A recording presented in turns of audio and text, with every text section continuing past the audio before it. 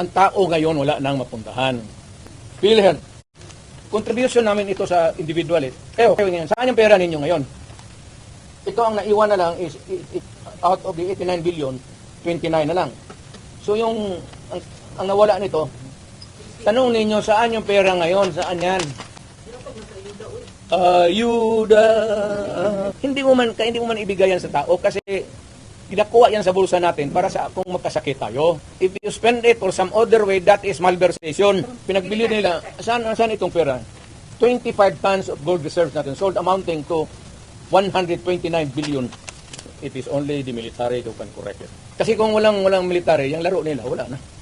So we are invoking sa military na ang tao kami nagtatanong, the right to be informed about the money that has been spent since then, and the right of redress of grievance kung nawala na. Nobody can correct Marcos